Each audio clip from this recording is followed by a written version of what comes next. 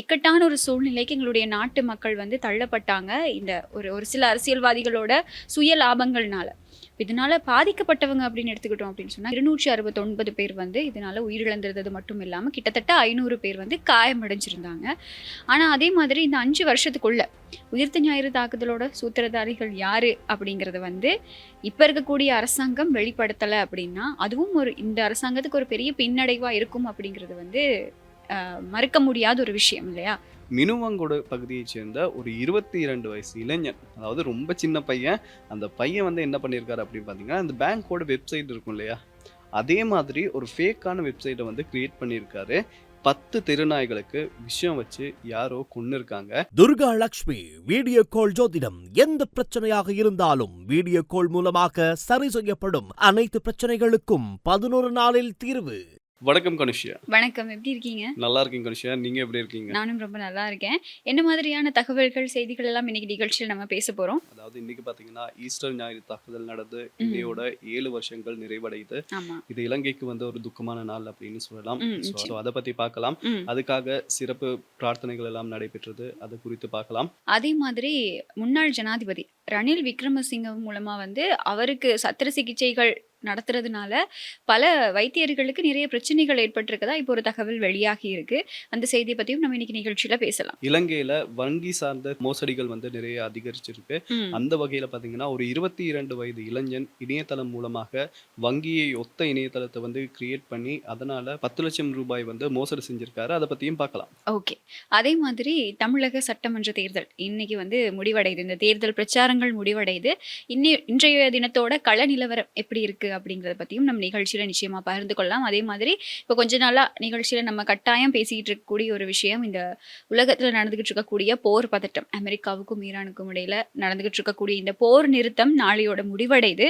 இது என்ன மாதிரி நடந்துகிட்டு இருக்கு, அடுத்து என்ன நடக்க போகுது அப்படிங்கறதையும் நம்ம நிகழ்ச்சியில இன்னைக்கு நிச்சயமா பேசலாம். சரி, வாங்க பேசலாம். ஓகே. சரி, முதலாவதா என்ன விஷயம் அப்படின்னு பாத்தீங்கன்னா, ஈஸ்டர் ஞாயிறு தாக்குதல் இலங்கை வரலாற்றுல மறக்க முடியாத ஒரு தாக்குதல் அப்படின்னு சொல்லலாம். ஒரு நல்ல நாள்ல வந்து சில குற்றவாளிகள் வந்து திட்டமிட்டு இந்த செயலை வந்து செஞ்சிருந்தாங்க. 2019 நடந்த இந்த சம்பவம் வந்து இன்னைக்கு 2026, அதாவது 7 வருடங்கள் இன்னையோட நிறைவடைஞ்சிருக்கு. ஆனா இதுக்கான குற்றவாளிகள் இன்னும் யாரு அப்படின்னு சரியா கண்டுபிடிக்கப்படவில்லை. அவர்களுக்கு தண்டனையும் வழங்கப்படவில்லை. இந்த நேரத்துல கர்தினால் மெல்கம் ரஞ்சித் இருக்கார் இல்லையா, அவரு இன்னைக்கு கொச்சிக்கடை சென்ட் ஆந்தனிஸ் சர்ச்ல வந்து சிறப்பு வழிபாடுகள் ஒன்று வச்சிருந்தாரு. அதுல அவர் நிறைய விஷயங்கள் வந்து சொல்லியிருந்தாரு.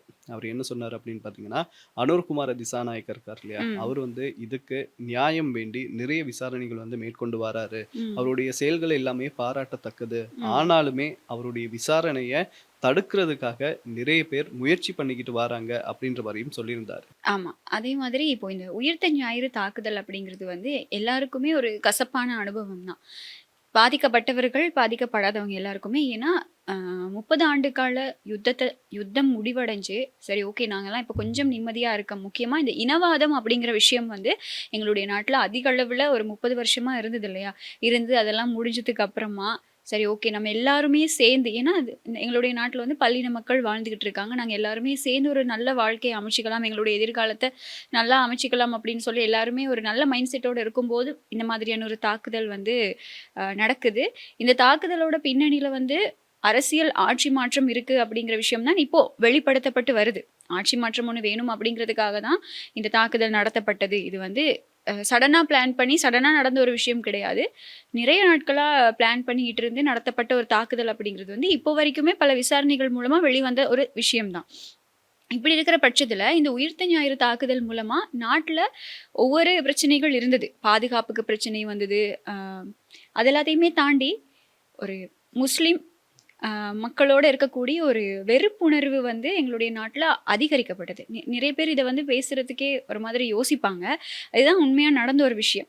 ஏன்னா எல்லாருக்குமே தெரியும், நம்ம எல்லாருமே வந்து இந்த சஹ்ரான் அப்படிங்கிற ஒருத்தர்னால நம்ம வந்து அந்த அவங்களுடைய சமூகத்தையே நாங்க வந்து விரல் நீட்டக்கூடிய மாதிரி பல சந்தர்ப்பங்கள் வந்து அமைஞ்சிருந்தது. அது மட்டும் இல்லாம நிறைய பேர் வந்து நேருக்கு நேர் வந்து விரல் நீட்டி குற்றம் சுமத்தி பொது வெளியில வந்து அவங்கள அவமானப்படுத்துற பல சம்பவங்கள் வந்து நாங்க பார்த்துருக்கோம். நிறைய வீடியோஸ் எல்லாம் வெளியாகி இருந்தது இல்லையா? இப்படி வந்து ஒரு இக்கட்டான ஒரு சூழ்நிலைக்கு எங்களுடைய நாட்டு மக்கள் வந்து தள்ளப்பட்டாங்க. இந்த ஒரு ஒரு சில அரசியல்வாதிகளோட சுய லாபங்கள்னால. இதனால பாதிக்கப்பட்டவங்க அப்படின்னு எடுத்துக்கிட்டோம் அப்படின்னு சொன்னா, கிட்டத்தட்ட 6 இடங்கள்ல இந்த தாக்குதல் சம்பவங்கள் பதிவாகி இருந்தது. தேவாலயங்கள் அது மட்டும் இல்லாம, இந்த நட்சத்திர ஹோட்டல்கள் அப்படின்னு 6 இடங்கள்ல பதிவாகி இருந்தது. 269 பேர் வந்து இதனால உயிரிழந்திருந்தது மட்டும் இல்லாம, கிட்டத்தட்ட 500 பேர் வந்து காயமடைஞ்சிருந்தாங்க. வெளிநாட்டவர்களும் சேர்த்து, ஒரு நாட்டுல இருந்து எங்களுடைய நாட்டுக்கு சுற்றுலா பயணிகளா வந்தவங்களும் சேர்த்து நிறைய பேர் காயமடைஞ்சிருந்தாங்க, உயிரிழந்திருந்தாங்க. இந்த சம்பவங்கள் பதிவாகியிருந்தது. இன்னைக்கும் கூட நாங்க இந்த கொச்சிக்கடையில இருக்கக்கூடிய செயின்ட் ஆந்தனீஸ் சர்ச்சுக்கு போகும்போது, அந்த ஒரு மாதிரியான உணர்வு. ஏன்னா, எல்லாருக்குள்ளேயும் எனக்கு பர்சனலா அந்த விஷயம் தோணும். எத்தனையோ பேர் ஏன்னா அங்க வந்து நிறைய அடையாளங்களும் இன்னும் வைக்கப்பட்டிருக்கு. அந்த அட்டாக் நடந்ததுக்கான அடையாளங்களும் வைக்கப்பட்டிருக்கு. அங்க போகும்போது ஒரு விதமான ஒரு உணர்வு வரும். இதுக்கு இன்னும் நீதி கிடைக்கலையே, சம்மந்தப்பட்டவங்களுக்கு வந்து தண்டனை கிடைக்கலையே அப்படிங்கிற விஷயம் வந்து பல இடங்கள்ல நமக்கு தோணிக்கிட்டே இருக்கும். ஏன்னா, இதனால பாதிக்கப்பட்டவங்க இன்னும் அதிலிருந்து மீண்டு வரல. 7 வருஷங்கள் ஆகியும் இன்னும் மீண்டு வரல. நீங்க சொன்ன மாதிரி இன்றைய தினம் வந்து இந்த நினைவேந்தல் நிகழ்வுகள் பல இடங்கள்ல நடந்திருந்தது. சரியா 2019 ஏப்ரல் 21ஆம் தேதி 8:45க்கு தான் இந்த தாக்குதல் சம்பவம் பதிவாகி இருந்தது. அப்போ இன்றைய தினமும் 8:45க்கு எல்லா இடங்கள்லயும் வந்து இந்த நினைவேந்தல் நிகழ்வுகள் நடத்தப்பட்டு 2 நிமிட மௌன அஞ்சலி செலுத்தப்பட்டது. இப்ப இருக்கக்கூடிய அரசாங்கம், அனுரகுமார திசாநாயக் அவர்களுடைய அரசாங்கம் வந்து அவங்களுடைய தேர்தல் வாக்குறுதிகள்ல முக்கியமான ஒரு வாக்குறுதி உயிர்த்த ஞாயிறு தாக்குதல் சூத்திரதாரி, பிரதான சூத்திரதாரி யாரு அப்படிங்கிற விஷயத்த நாங்க கட்டாயமா உலகத்துக்கு எங்களுடைய நாட்டு மக்களுக்கு வந்து நாங்க தெரியப்படுத்துவோம், அறியப்படுத்துவோம். அதற்கான நடவடிக்கைகளை கட்டாயம் மேற்கொள்ளும் அப்படிங்கிறது அவங்களோட வாக்குறுதிகளோட அடிப்படையில அவங்க அதுக்கான விசாரணைகளை தீவிரப்படுத்திக்கிட்டு இருக்காங்க. அதோட ஒவ்வொரு கட்டத்தையும் நம்ம பார்த்துக்கிட்டே இருக்கோம். சுரேஷ் சலையா இருக்கட்டும், பிள்ளையானா இருக்கட்டும், இன்னும் எதிர்வரும் நாட்கள்ல வந்து கைதுகள் நடக்க இருக்கு. இப்படி வந்து இப்போ விசாரணைகள் ஒரு நல்ல ஒரு விதத்துல நடந்துகிட்டு இருக்கதா தான் தகவல்கள் வெளியாகிட்டு இருக்கு. ஆனா அதே மாதிரி இந்த 5 வருஷத்துக்குள்ள உயிர்த்த ஞாயிறு தாக்குதலோட சூத்திரதாரிகள் யாரு அப்படிங்கறது வந்து இப்ப இருக்கக்கூடிய அரசாங்கம் வெளிப்படுத்தல அப்படின்னா, அதுவும் இந்த அரசாங்கத்துக்கு ஒரு பெரிய பின்னடைவா இருக்கும் அப்படிங்கிறது வந்து மறுக்க முடியாத ஒரு விஷயம் இல்லையா? ஆமா, நீங்க சொல்றது சரிதான். அதே மாதிரி தான் இன்னைக்கு பேசினவங்களும் வந்து நிறைய விஷயங்கள் சொல்லியிருந்தாங்க.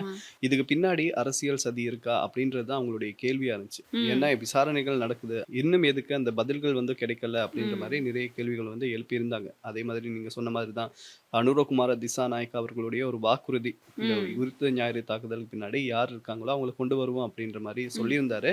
பார்ப்போம், கூடிய சீக்கிரமே அதுக்கான விடைகள் வந்து எங்களுக்கு தெரிய வரும். இந்த உயிர்த்த ஞாயிறு தாக்குதல்ல உயிரிழந்தவர்களுக்கு வந்து நாங்களும் எங்களுடைய அனுதாபங்களை இன்னொரு தடவை தெரிவிச்சுக்கலாம். அதே மாதிரி அவங்களுடைய குடும்ப உறுப்பினர்கள் வந்து அதுல இருந்து கூடிய சீக்கிரம் மீண்டு வரணும், இவங்களுக்கான நீதி கூடிய சீக்கிரம் நிலைநாட்டப்படணும் அப்படிங்கிறதையும் வலியுறுத்திக்கிட்டே இந்த மாதிரியான பின்னணியில இப்போ ஒரு தகவல் வெளியாகி இருக்கு. என்ன அப்படின்னா, முன்னாள் ஜனாதிபதி ரணில் விக்ரமசிங்க இருக்கார் இல்லையா, அவருக்கு வந்து கொஞ்ச நாளா உடம்பு சரியில்லை அப்படிங்கிறது வந்து இந்த ரணில் ஆதரவாளர்களோட மிகப்பெரிய பிரச்சனையா இருக்கு. இப்போ கொஞ்ச நாளாவே என்ன இருந்தாலும் முன்னாள் ஜனாதிபதி இல்லையா, ஒரு நாட்டோட முன்னாள் ஜனாதிபதி.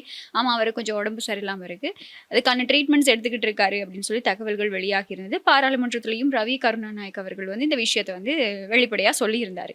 இப்படியான பட்சத்துல இப்போ ஒரு தகவல் வெளியாகி இருக்கு. ஜிஎல் பீரிஸ் இந்த தகவலை சொல்லியிருக்காரு. என்னன்னா, இப்ப எதுக்காக ரணில் வந்து வெளிநாட்டுல போய் ட்ரீட்மெண்ட்ஸ் எடுத்துக்கணும், இலங்கையில இவ்வளவு நல்ல டாக்டர்ஸ் இருக்கும் போது அப்படின்னு சொல்லி ஒரு கேள்வி எழுப்பப்பட்டிருக்கு. அதுக்கு ஜிஎல் பீரிஸ் என்ன சொல்லியிருக்காரு அப்படின்னு சொன்னா, அதுக்கு முன்னாடி ஒரு தடவை அவர் சிகிச்சை எடுத்துக்கொண்ட சந்தர்ப்பத்துல வந்து அவருக்கு இந்த சிகிச்சை அளித்த 7 வைத்தியர்களை வந்து குற்றப்புலனாய்வு பிரிவு விசாரிச்சிருக்காங்க கூப்பிட்டு. அப்போ ஒரு ஜனாதிபதி, முன்னாள் ஜனாதிபதி ஒருத்தருக்கு வந்து சிகிச்சை வழங்கி அவங்க எதுக்கு சும்மா போய் பிரச்சனையில மாட்டிக்கணும், அதுக்காக தான் இவர் வந்து வெளிநாட்டுல போயிட்டு சிகிச்சை பெற்று கொண்டிருக்காரு அப்படிங்கிற ஒரு தகவலை வந்து ஜிஎல் பீரிஸ் இப்போ வெளியிட்டு இருக்காரு. அண்மைய தினங்களா வந்து ரணில் விக்ரமசிங்க வெளிநாட்டுல போய் அவருக்கான சிகிச்சையை எடுத்துட்டு வந்திருக்காரு அப்படிங்கிற விஷயம் பெரிய ஒரு பேசு பொருளா மாறி இருந்தது. அவர் போறது முதற்கொண்டு, அங்க சிகிச்சை முடிவடைஞ்சது முதற்கொண்டு, இங்க வந்து இறங்கினது வரைக்கும் எல்லா தகவல்களும் வெளியாகி இருந்தது. அது மட்டும் இல்லாம அவருடைய உடல் நலம் இப்போ ஓகேவா தான் இருக்கு அப்படிங்கிற தகவல்களும் வெளியாகி இருந்தது. எல்லாருக்குமே தெரியும். இப்படியான பட்சத்துல தான் இப்படி ஒரு தகவல் வெளியாகி இருக்கு. எதுக்காக நீங்க வந்து சும்மா ஜனாதிபதியோட அவருக்கு சிகிச்சை அளிக்கிறவங்க எதுக்காக சும்மா விசாரிச்சுக்கிட்டு இருக்கீங்க தானே அப்படின்னு தெரியல. பாப்போம். இப்ப இந்த விசாரணை சொல்லும் போது தான் ஞாபகம் வருது, ரணில் விக்ரமசிங்கக்கு வந்து இன்னொரு விசாரணை போய்கிட்டு இருக்கு போய்கிட்டு இல்லையா? இருக்கு. அந்த யூகே போயிருந்தாரு. இந்த அரசாங்கத்தோட பணத்தை வந்து வீணடிச்சிட்டாரு அப்படின்ற மாதிரி தான் ஆமா. ஒரு கேஸ் ஒன்று போய்கிட்டு இருக்கு. ம். ஸோ அந்த கேஸை விசாரிக்கிறதுக்காக இப்போ யூகேக்கு வந்து ஒரு சிறப்பு போலீஸ் குழு ஒன்று போயிருக்கான். ஸோ விசாரிக்கிறாங்க. திடீர்னு முடிவு வரும். இதுல என்ன ஸ்பெஷல் அப்படின்னு பார்த்தீங்கன்னா, இப்போ தீர்ப்பு வர முன்னாடியே இவர் வந்து சத்திர சிகிச்சை எல்லாம் பண்ணிட்டாரு. பண்ணிட்டாரு. அப்ப இனிமே மறுபடியும் ஹாஸ்பிடல் போய் அட்மிட் ஆகுற அவசியம் வந்து அவருக்கு இருக்காது அப்படின்னு நம்பலாம். ஆமா. ஃபுல்லா ப்ரிப்பேர் ஆயிட்டு இருக்காரு வழக்கு விசாரணைகளுக்காக. அது மட்டும் இல்லாம நீங்க சொன்ன அந்த அரசாங்க பணத்த வீணடிச்ச சம்பவம் இருக்கு இல்லையா? இந்த குற்றச்சாட்டுக்கு கீழ தானே இப்போ ரணில் கிட்ட விசாரணைகள் நடத்தப்பட்டு வருது. ஆனா இந்த யுனிவர்சிட்டி மூலமா வந்து ரணில உத்தியோகபூர்வமா அழைச்சிருக்கதா, அவங்க கிட்ட இருந்து ஒரு உத்தியோகபூர்வ தகவல் வெளியாகி இருக்கதாகவும், ரணில் சார்பா இருக்கக்கூடியவங்க, ரணிலோட ஆதரவாளர்கள் வந்து அண்மையில வந்து வெளியிட்டிருந்தாங்க பல தகவல்கள. இதோட உண்மைத்தன்மை என்ன அப்படிங்கிறது வந்து இன்னும் உறுதிப்படுத்தப்படல. நிஜமாவே அந்த பல்கலைக்கழகம் மூலமா ரணிலுக்கு அழைப்பு விடுக்கப்பட்டதா? இப்போ அப்படி ஒரு தகவல் வந்திருக்கா? இலங்கைக்கு வந்து அது உறுதிப்படுத்தப்பட்டிருக்கா? அப்படிங்கிறது வந்து இன்னும் தெரியல. வெயிட் பண்ணி பார்ப்போம். அடுத்த வழக்கு விசாரணைகள் நடக்கும்போது இதோட அடுத்த கட்டம் என்னவா இருக்கும்? ஒரு பக்கசார்பற்ற மாதிரி இல்லாம முறையான ஒரு தீர்ப்பு வழங்கப்படும் அப்படின்னு சொல்லி எதிர்பார்க்கப்படுது. சரி, எதிர்பார்க்கலாம். எதிர்பார்க்குற இந்த நேரத்துல பார்த்தீங்கன்னா, இலங்கையில வந்து இப்ப பேங்க் சம்மந்தப்பட்ட மோசடிகள் இருக்கு இல்லையா? அது ஆமா. ரொம்ப அதிகரிச்ச வண்ணமே இருக்கு. போலீஸாரும் வந்து அவங்களால எவ்வளவு முடியுமோ, அவ்வளவு அறிவுறுத்தல்கள வந்து மக்களுக்கு வழங்கிக்கிட்டே இருக்காங்க. அதையும் தாண்டி மோசடிகள் வந்து நடந்துகிட்டு தான் இருக்கு. இப்போ ஒரு மோசடி நடந்திருக்கு என்ன அப்படின்னு பார்த்தீங்கன்னா, மினுவங்கொட பகுதியைச் சேர்ந்த ஒரு 22 வயசு இளைஞன், அதாவது ரொம்ப சின்ன பையன். அந்த பையன் வந்து என்ன பண்ணியிருக்காரு அப்படின்னு பார்த்தீங்கன்னா, அந்த பேங்கோட வெப்சைட் இருக்கும் இல்லையா? அதே மாதிரி ஒரு ஃபேக்கான வெப்சைட்ட வந்து கிரியேட் பண்ணியிருக்காரு. கிரியேட் பண்ணது மட்டும் இல்லாம, அதுல வந்து ரூ. 10,00,000 மோசடியும் பண்ணியிருக்காரு. இது வந்து போலீஸாருக்கு கம்ப்ளைண்ட்டா போக, அவங்க விசாரணை வந்து மேற்கொண்டு, அந்த பையன இப்போ வந்து கைது செஞ்சு, மேலதிக விசாரணைகள வந்து மேற்கொண்ட வண்ணம் இருக்காங்க. ஸோ நாடு எங்க போகுதுன்னு பார்த்தீங்களா, 22 வயது பையன். இப்போ வந்து இந்த ஏஐ, ChatGPT எல்லாம் வந்துருச்சு இல்லையா? ஸோ வேண்டிய மாரி வெப்சைட்ட வந்து கிரியேட் பண்ணலாம். இப்ப எல்லாமே பண்ணக்கூடிய ஒரு நிலைமை வந்ததால, சின்ன வயசுலயே பசங்க வந்து இப்ப நெறைய விஷயங்கள பண்ண ஸ்டார்ட் பண்ணிடுறாங்க. ஆமா. எந்த அளவுக்கு இதனால பெற்றுக்கொள்ளக்கூடிய பயன்கள் அதிகமா இருக்கோ, அதாவது இப்போ ஏஐ மூலமா வந்து நம்ம நினைச்சு பார்க்க முடியாத விஷயங்கள வந்து ஏஐ பண்ணிக்கிட்டு இருக்கு இல்லையா? நம்ம கேட்கிறத அப்படியே எந்த ஒரு வித்தியாசமுமே இல்லாம எங்களுக்கு இன்னும் இந்த வேலையை இலகுவாக்கி குடுக்குறதுல வந்து ஏஐ வந்து ஒரு முக்கியமான ஒரு பங்கு அளிக்குது.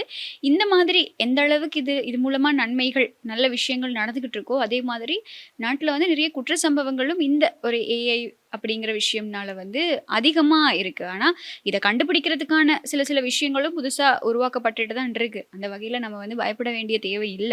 இத நம்ம நல்ல முறையில பயன்படுத்திக் கொள்ளலாம். இந்த மாதிரி மோசடியான விஷயங்களுக்கு இந்த இணைய வழி மோசடி அப்படிங்கிறது வந்து எங்களுடைய நாட்டுல அதிகமாவே இருக்கு.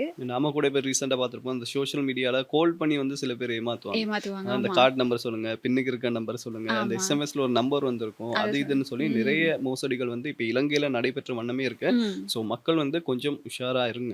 ம். முக்கியமா வந்து நம்ம இந்த ஆன்லைன் பேமெண்ட்ஸ் பண்ணுவோம் இல்லையா? நம்மளுடைய கார்ட் த்ரூ நம்ம பண்ணுவோம் ஆன்லைன் பேமெண்ட்ஸ். எங்களுடைய வேலையை இலகுவாக்கும். நம்ம போயிட்டு பே பண்ண வேண்டிய அவசியம் இல்ல. நமக்கு ஏதாவது ஒரு பொருள் வேணும்னாலுமே கூட, பொருள விடுங்களேன், ஒரு சாப்பாடு நம்ம ஆர்டர் பண்ணி எடுக்க போற மாரி இருந்தாலும் கூட, நம்ம ஆன்லைன் பேமெண்ட்ஸ் மூலமா பண்ணிருவோம். அப்படி இல்லன்னா எங்கேயாவது போகணுமா இருந்தா அந்த கார்ட் மூலமா பே பண்ணிருவோம்.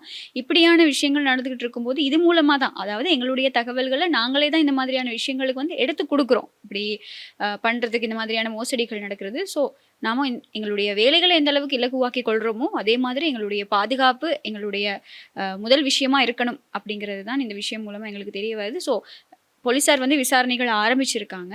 முறையான விசாரணை நடத்தப்பட்டு அதுக்கான தகவல்கள் வெளிவரும் அப்படின்னு சொல்லி எதிர்பார்க்கப்படுது. சரி, இங்க வந்து இப்படியான ஒரு மோசடி சம்பவம் நடக்கும்போது பார்த்தீங்கன்னா, கலாவெவ அப்படின்ற ஒரு பகுதியில வந்து ஒரு சோகமான ஒரு சம்பவங்கள் நடந்திருக்கு. இது ம். என்ன சம்பவம் அப்படின்னு பார்த்தீங்கன்னா, நாய்கள் இருக்கு இல்லையா? ம். 10 தெருநாய்களுக்கு விஷம் வச்சு யாரோ கொன்னுருக்காங்க.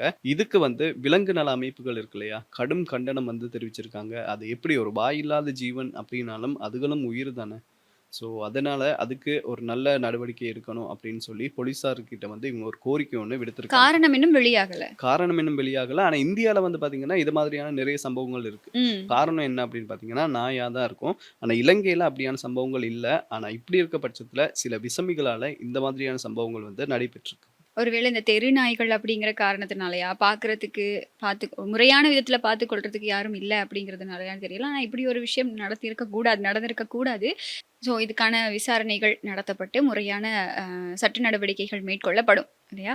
ஸோ இப்படியான சந்தர்ப்பங்கள்ல வந்து இந்த தமிழக சட்டமன்ற தேர்தல், இந்த தேர்தல் வந்து இப்போ அனல் பறக்குது அப்படின்னு தான் அனல் சொல்லணும். பறக்குது அப்படின்னு சொல்லலாம். ம். நானும் கூட நேத்து வந்து மண்டி போட்டு வேண்டிக்கிட்டேன், கடவுளே எதுக்காக? ஏதோ ஒரு கட்சி ஒண்ணு வெத்திரணும் ஏதோ ஒரு அப்படின்றதுக்காக. கட்சி மாதிரி தெரியலையே. நீங்க ஆமா. யாரு ஃபேன்? இப்ப அப்படிதான் கேட்கணும். அப்படின்னு இல்ல. நான் வந்து எந்த படம் நல்லா இருக்கோ அந்த படத்த வந்து பார்ப்பேன். இருந்தாலுமே இந்த இதுல வந்து இந்திய அரசியல பார்த்தீங்கன்னா, நிறைய நடிகர்கள் தானே போட்டியிடுவாங்க. ஸோ அதனால ஏதோ ஒரு நடிகர்கள் வெத்தணும் அப்படின்னு நெறைய பேர் யோசிப்பாங்க இல்லையா? ஏதோ ஒரு ம். நடிகர்கள். ஆனா வேட்பாளர் லிஸ்ட்ல ஏதோ ஒரு நடிகர் கிடையாது. இல்ல, கமலஹாசன் கூட ஒரு முறை வந்து நடிகரா தான் இருந்தாரு. ஸோ அந்த வகையில தான் சொன்னேன். நீங்க சொன்ன மாரி தான் தமிழக தேர்தல் வந்து சூடு பிடிச்சுக்கிட்டே போது. இப்போ வரைக்குமே இவங்க தான் வெத்துவாங்க அப்படின்னு நம்மளால கை நீட்டி யாரையுமே காட்ட முடியாது. ஆனா நிறைய கருத்து கணிப்புகள் வெளியாகிட்டு இருக்கு. இந்த கருத்து கணிப்புகள் வந்து நம்மளாலேயே இது என்னடா இது அப்படிங்கிற மாதிரி கொஞ்சம் யோசிக்க வைக்கிற கருத்து கணிப்புகளா தான் இருக்கு. இது சார்பா வெளியிடப்படுதா? அப்படி இல்லன்னா ஒருத்தங்களுக்கு எதிரா வெளியிடப்படுதா? அப்படிங்கிறது வந்து கொஞ்சம் கன்ஃப்யூஷனா தான் இருக்கு. எது எப்படி இருந்தாலுமே கூட இன்றைய தினம் நள்ளிரவோட தேர்தல் பிரச்சாரங்கள் வந்து முடிவடையுது. அப்பாடா! ஒரு வழியா கொஞ்சம் சோஷியல் மீடியாவுக்கு ரெஸ்ட் அப்படின்னு தான் சொல்லணும். தேர்தல் பிரச்சாரங்கள் வந்து நிறைவடையுது. 23ஆம் திகதி தேர்தல்கள் ஆரம்பிக்குது. வாக்களிக்க முடியும். எல்லாரும் போய் வாக்களிக்க முடியும். இப்ப என்ன மாதிரி ஆயிருச்சு அப்படின்னு பார்த்தீங்கன்னா, விஜய் தமிழக வெற்றி கழகத்துக்கு வந்து நிறைய விமர்சனங்கள், நம்ம நேத்து பேசியிருந்த மாதிரியே நிறைய விமர்சனங்கள் முன்வைக்கப்பட்டு வருது. அதே மாதிரி அவருக்கான ஆதரவாளர்கள், இப்போ நம்ம விஜய்ன்னு எடுக்க முடியாது. விஜய் ரசிகர்கள்னு சொல்ல முடியாது. ஏன்னா, இப்ப அது ஒரு அரசியல் கட்சியா பதிவாகி, சட்ட ரீதியா பதிவாகி அவங்க ஒரு தேர்தலுக்கு வந்து முகம் கொடுக்க போறாங்க. அப்போ இதுக்கப்புறம் அவங்கள நாங்க எப்படி அடையாளப்படுத்தணும் அப்படின்னா, தமிழக வெற்றி கழக தலைவர் விஜய் அவருக்கு வந்து ஆதரவாளர்கள், தொண்டர்கள் வந்து அதிகமா இருக்கிறதா தான் இப்போ இந்த விமர்சனங்களும் முன்வைக்கப்பட்டு வருது. இதுவே இந்த அரசியல் களத்துல இருக்கக்கூடியவங்களே வந்து எந்த மாதிரியான விமர்சனங்கள முன்வைக்கிறாங்க ஆனா, ஒரு நடிகருக்கு வந்து நாட்ட தூக்கி கொடுக்க முடியாது அப்படிங்கிற விமர்சனங்கள முன் வச்சிருக்காங்க. ஆனா இது எப்பவுமே விஜய்க்கு சார்பான ஒரு கருத்து கிடையாது. ஆனா பொதுவாவே எடுத்துக்கிட்டோம் அப்படின்னா, தமிழக அரசியல் அரசியல்ல வந்து வரலாற்றுல. வரலாற்றுல வந்து எல்லாமே வந்து நடிகர்கள் தான். எம்ஜிஆரா இருக்கட்டும், ஜெயலலிதாவா ஜெயலலிதாவா இருக்கட்டும் அப்படின்னு சொல்லி நிறைய பேர் வந்து மன்னிக்கணும், சினிமா பின்னணியை கொண்டவங்க தான் இருந்திருக்காங்க. அப்போ இப்படியான பட்சத்துல ஒரு நடிகர்கிட்ட நாட்டை கொடுக்க முடியுமா? இப்போ முதலமைச்சரா இருக்கக்கூடியவரே வந்து ஒரு சினிமா பின்னணி இருக்கக்கூடிய ஒருத்தர் தான். அப்ப இப்படியான சந்தர்ப்பங்கள், இப்படியான விமர்சனங்களும் முன்வைக்கப்பட்டு வருது. அது மட்டும் இல்லாம தமிழக வெற்றி கழகத்துக்காக நிறைய சினிமால இருக்கக்கூடிய நிறைய பேரை வந்து இப்போ தேர்தல் பிரச்சாரங்கள்ல இறங்கி அவங்களுடைய வாக்கு வேட்டைகள்ல ஈடுபட்டுட்டு இருக்காங்க அப்படின்னு தான் சொல்லணும். இப்போ திராவிட முன்னேற்ற கழகமா, அப்படி இல்லைன்னா தமிழக வெற்றி கழகமா, விஜயோட பாணியில சொல்லணுமா இருந்தா 2 பேருக்கு நடுவுல தான் போட்டியே அப்படின்னு சொல்லுவார் இல்லையா? இந்த 2 கட்சிகளுக்கு தான் வாய்ப்பு இருக்கா அப்படின்னு கேட்டா இல்ல. இங்க வந்து நிறைய கட்சிகள் இருக்கு. வந்து தேர்தல்ல போட்டி போட்டுட்டு இருக்காங்க. அதே மாதிரி நம்ம ஒரு முடிவெடுக்க முடியாது. நீங்க முதல்ல சொன்ன மாதிரி இப்ப வெளியாயிட்டு இருக்கக்கூடிய கருத்து கணிப்புகளா இருக்கட்டும், எல்லா தேர்தல் பிரச்சாரங்கள பார்க்கும்போதா இருக்கட்டும், நம்ம ஒரு டிசிஷன் எடுக்க முடியாது. ஏன்னா, மக்கள் அவங்களுடைய விஷயத்துல வந்து ரொம்ப தெளிவா இருக்காங்க. இதுல முக்கியமான ஒரு விஷயம் என்ன அப்படின்னு சொன்னா, தமிழ்நாட்டு சட்டமன்ற தேர்தல். ஆனா, இலங்கையில ஏதோ ஒரு ஓரத்துல, ஏதோ ஒரு கிராமத்துல தமிழ் பேசிக்கிட்டு இருக்கக்கூடியவங்க கூட, இந்த தேர்தல வந்து ரொம்ப ஒரு பிரச்சனையா மாத்தி எல்லாருமே அவங்களுடைய சோஷியல் மீடியால இன்னைக்கு போய் இவருக்கு ஓட் பண்ணுங்க அப்படின்னு சொல்லி பதிவிடுறத பார்க்கக்கூடியதா இருக்கு. அந்த அளவுக்கு தமிழக சட்டமன்ற தேர்தல் பேசு பொருளா மாறி இருக்கு. அதுக்கான காரணம் என்ன அப்படிங்கிறது எங்க எல்லாருக்குமே நல்லாவே தெரியும். ஆமா, நேத்து கூட நீங்க சொல்லியிருந்தீங்க. விஜயால தான் இப்ப இளைஞர்கள் கூட வந்து அரசியல் பேச ஆரம்பிச்சிருக்காங்க அப்படின்றது வந்து மறக்க முடியாத உண்மைதான். அண்ட் ரீசெண்டா நான் இன்னைக்கு ஒரு போஸ்ட் ஒன்று பார்த்தேன். அது வந்து விஜயோட அப்பா இருக்காரு இல்லையா, அவர் வந்து ஒரு விஷயத்த வந்து சொல்லியிருக்காரு. என்ன அப்படின்னு பாத்தீங்கன்னா, தமிழக வெற்றி கழக தலைவர் விஜய் வந்து 6 மணிக்கு அப்புறம் பிரச்சாரம் பண்றாங்க இல்ல அப்படின்ற மாதிரி நிறைய விமர்சனங்கள்லாம் வருது. இதுக்கெல்லாம் காரணம் என்ன தெரியுமா அப்படின்னா, அவர் ஒரு எக்ஸ்பிளனேஷன் ஒன்று கொடுத்திருக்காரு. அவர் என்ன சொல்லியிருக்காரு அப்படின்னு பாத்தீங்கன்னா, இந்த கரூர் சம்பவம் இருக்குல்ல, அது வந்து எப்ப நடந்துச்சு அப்படின்னு பாத்தீங்கன்னா, இரவு நடந்துச்சு. ஸோ இருட்டுல தான் நடந்துச்சு. ஸோ இப்ப 6 மணிக்கு அப்புறம் பிரச்சாரம் வைக்கும்போது இருட்டிடும் இல்லையா? அந்த இருட்டுல வந்து என்ன வேணாலும் நடக்கலாம். ஸோ எல்லாமே நடந்துட்டு கடைசியில யார் பேர்ல வரும் அப்படின்னு பார்த்தீங்கன்னா, விஜயோட பேர்ல தான் வரும். இதனால தான் இவர் வந்து 6 மணிக்கு அப்புறமா பிரச்சாரம் செய்றார் இல்ல அப்படின்ற மாரி ஒரு எக்ஸ்பிளனேஷன வந்து குடுத்திருக்காரு. ஸோ நானும் யோசிச்சு பார்த்தேன். அவர் சொல்றது தமிழக சரிதானே. வெற்றி கழகத்தோட தலைவர் விஜய் வந்து 2 தொகுதிகள்ல போட்டியிடுறாரு. ஒண்ணு வந்து திருச்சி கிழக்கு, இன்னொன்னு வந்து பெரம்பூர். இந்த 2 தொகுதிகள்லயும் வந்து இவர் போட்டியிடுற சந்தர்ப்பத்துல 2021ஆம் ஆண்டு இந்த மாதிரியான ஒரு தேர்தல் நடக்குது. இந்த தேர்தல்ல வந்து இந்த 2 தொகுதிகள்லயும் திமுக வந்து ஒரு பலமான ஆட்சிய பிடிக்குது. உறுதியான வாக்குகளோட வின் பண்ணியிருக்காங்க அப்படிங்கிறது தான் இந்த தேர்தலோட வரலாறு அப்படின்னு சொல்லலாம். அப்போ இந்த 2 தொகுதிகள்லயும் விஜய் எப்படி ஜெயிக்க போறாரு? அப்படிங்கிற ஒரு கேள்விதான் இப்போ எழுப்பப்பட்டிருக்கு. அது மட்டும் இல்லாம விஜயோட கட்சி மேல முன்வைக்கப்படக்கூடிய இன்னொரு பெரிய குற்றச்சாட்டு என்ன அப்படின்னா, தலைவருக்கு மட்டும் தான் இதுல வந்து ஒரு ஒரு அரசியல் தெளிவு, அரசியல பத்தி என்னென்ன நடக்குது அப்படிங்கிறது. அது மட்டும் இல்லாம செங்கோட்டையன் அவரும் இணைஞ்சிருக்காரு இல்லையா? இவங்க 2 பேருக்கு தான் ஒரு அரசியல் ஞானம் அப்படிங்கிறது இருக்கு. மத்தவங்களுக்கு வந்து மத்தவங்க எல்லாருமே வந்து இந்த விஜய பயன்படுத்திக்கிட்டு தான் தேர்தல் வாக்கு வேட்டையில ஈடுபட்டுட்டு இருக்காங்க அப்படிங்கிறது ஒரு பெரிய குற்றச்சாட்டா பார்க்கப்படுது. இது இப்படி இருக்க இந்த 2 தொகுதிகள்லயும் விஜய் வெற்றி பெறுவாரா அப்படிங்கிறது தான் கேள்வி. முதல்ல நான் சொன்ன மாதிரி 2 தொகுதிகள்லயும் கடந்த தேர்தல்ல வந்து இப்போ ஆட்சியில இருக்கக்கூடிய திமுக வந்து பலமான ஒரு ஆட்சியை கைப்பிடிச்சிருக்கு. இதுல திருச்சி கிழக்கு அப்படின்னு சொல்லப்படக்கூடிய தொகுதியில வந்து விஜய் வெற்றி பெறதுக்கான வாய்ப்புகள் அதிகமா பார்க்கப்படுது. அதுக்கான காரணம் என்னன்னா, சிறுபான்மை வாக்குகள்னு சொல்லுவாங்க. அதாவது கிறிஸ்தவ மக்கள் அங்க அதிக அளவுல இருக்காங்க. அவருடைய தேர்தல் பிரச்சாரத்திலையும் கூட ரீசெண்டா அங்கதான் போய் அவர் வந்து இந்த சர்ச்ல மண்டிகிட்ட எல்லாம் போயிருப்பார் இல்லையா? இது அந்த பகுதியில தான் நடந்திருக்கும். அப்போ அவரோட டார்கெட் வந்து இந்த கிறிஸ்தவ மக்கள் அப்படின்னு சொல்லப்படுது. ஸோ இந்த தேர்தல் நடக்கும்போது பார்க்கலாம். அது மட்டும் இல்லாம திமுகவோட தேர்தல் ஞாபகம் அப்படி எடுத்துக்கொள்ளும் போது அவங்க மேல நிறைய குற்றச்சாட்டுகள் இருக்கு. ஏன்னா அவங்க கடைசியா தேர்தல்ல போட்டியிடும் போது பல வாக்குறுதிகளை அங்க இருக்கக்கூடிய மக்களுக்கு வழங்கி இருந்தாங்க. ஆனா இப்போ வரைக்கும் இந்த குறுகிய கால பகுதிக்குள்ள ஆட்சி முடியும் வரைக்குமே வந்து அவங்க எந்த விதமான ஒரு வாக்குறுதியையும் முழுமையா மக்களுக்கு வழங்கல அப்படிங்கிற ஒரு மிகப்பெரிய குற்றச்சாட்டு திமுக மேல இருக்கு. அதனால இந்த தேர்தலில் ஏதாவது மாற்றங்கள் நடைபெறுமா அப்படிங்கிற ஒரு கேள்வி இருக்கு. இப்போ இலங்கை எடுத்துக்கோங்களேன். இலங்கையில வந்து காலமா வாரிசு அரசியல் தானே, குடும்ப அரசியல் தானே இருந்தது. மஹிந்த ராஜபக்ஷ, அதுக்கப்புறம் நாமல் ராஜபக்ஷ, இப்படி ராஜபக்ஷ குடும்பத்தோட ஆட்சி அரசியல் அப்படிங்கிறது வந்து அதிகமாவே இருந்தது. இதை மாத்துறதுக்கு யாரும் வரமாட்டாங்களா அப்படிங்கிற கேள்வி ஒரு சில மக்கள் கிட்ட இருக்கும்போது தான் 2022 அறகலையை நடந்து அந்த ஆட்சியே வேண்டாம் அப்படின்னு சொல்லி மக்கள் தூக்கி அனுப்புறாங்க, விரட்டி அடிக்கிறாங்க. அதுக்கப்புறம் தான் ஒரு மாற்றம். அப்படி வேற வழியே இல்லாம தான் எங்களுடைய இப்போ அனுரகுமார திசாநாயக் அவர்களுக்கு வந்து ஓட் பண்ணி அவர் ஒரு புதிய மாற்றம் வேணும், எங்களுக்கும் ஒரு ஏதாவது புதுசா ஏதாவது பண்ணணும் அப்படின்னு சொல்லி தான் மக்கள் வந்து அனுரவை தேர்வு செய்யறாங்க. அதே மாதிரி இப்போ அவரோட ஆட்சி நடந்துகிட்டு இருக்கு. இப்படியான ஏதாவது மாற்றங்கள் வந்து தமிழ்நாட்டு அரசியல்லையும் நடக்குமா அப்படிங்கிற கேள்விகள் தான் எழுப்பப்பட்டிருக்கு. பாப்போம். இதற்கான விடைகள் வந்து வெகு சீக்கிரமே இருக்கு. நாளைக்கு எலெக்ஷன் அப்படின்னா ரிசல்ட்ஸ் வந்து அடுத்த மாசம் வந்துடும். அதுக்கப்புறம் பார்க்கலாம் அண்ணன் என்ன பண்றாரு அப்படின்றது வந்து அதுக்கப்புறம் பார்க்கலாம் தமிழக வெற்றி கழக தலைவர் வந்து என்ன பண்றாரு அப்படின்றத பொறுத்திருந்து பார்க்கலாம். சரி, இது இப்படி இருக்கும்போது உலக போர் நிலைமை என்னவா இருக்கு? இஸ்ரேல், அமெரிக்கா, ஈரான் அப்படின்னா நாளைய தினத்தோட இவங்களுக்கான இப்போ இந்த ஒரு போர் நிறுத்தம் அமுல்ல இருக்கு இல்லையா? இந்த போர் நிறுத்தம் வந்து நாளைய தினத்தோட முடிவடைது. ஏப்ரல் 22 மாலை வாஷிங்டன் நேரப்படி ஏப்ரல் 22 மாலை வந்து போர் நிறுத்தம் இப்போ அமுல்ல இருக்கக்கூடிய போர் நிறுத்தம் முடிவடைது. இதுக்கப்புறம் என்ன செய்ய போறாங்க அப்படிங்கிறது வந்து இப்போ வரைக்கும் ஒரு கேள்விதான். ஏன்னா அமெரிக்கா மூலமா முன்வைக்கப்படக்கூடிய நிபந்தனைகளையோ கோரிக்கைகளையோ ஏற்றுக்கொள்றதா ஈரான் தரப்பு இல்லை.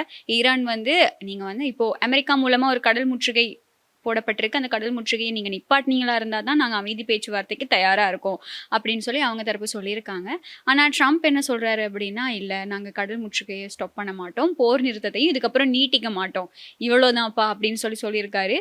ட்ரம்ப் இனி மாத்தி பேசிட்டு இருப்பாரு இல்லையா? அதனால அவருடைய ஒரு சொல்ல வச்சு நம்ம இனி இதுதான் நடக்கும் அப்படிங்கறத நம்ம கண்டிப்பா டிசைடே பண்ண முடியாது. இப்படி நீங்க சொல்லும் போது தான் எனக்கு இன்னொரு விஷயம் ஞாபகம் வருது. என்ன அப்படின்னா, ட்ரம்ப் வந்து ரீசெண்டா ஒன்று சொல்லியிருக்காரு. இந்த அமெரிக்காவுக்கு எதிராக சில ஊடகங்கள் இருக்கான், அதை உலக ஊடகங்கள் வந்து அவர் டார்கெட் பண்ணி சொல்றாரு. என்ன அப்படின்னு பாத்தீங்கன்னா, அமெரிக்காவை சில பிடிக்காத ஊடகங்கள் இருக்கு இல்லையா, அவங்க வந்து ஈரானுக்கு சப்போர்ட்டா நிறைய நியூஸ் வந்து போடுறாங்க, அதை வந்து ஈரான்காரங்க நம்பிடுறாங்க. ஸோ அதெல்லாம் உண்மை கிடையாது, நான் களத்துல இருக்கேன், நான் சொல்றதுதான் உண்மை அப்படின்ற மாதிரி அவர் நிறைய விஷயங்கள் வந்து சொல்லியிருக்காரு. அவர் உண்மையா சொல்றேன் அப்படின்றாரு. ஆனா அவர் தான் இப்படியும் பேசுறாரு அப்படியும் பேசுறாரு. என்ன பண்ணாருன்னு தெரியல. நினைக்கிறேன் டேப்லெட் எடுக்க மறந்துட்டாரோ தெரியல. ஸோ தெரியல, பார்ப்போம்.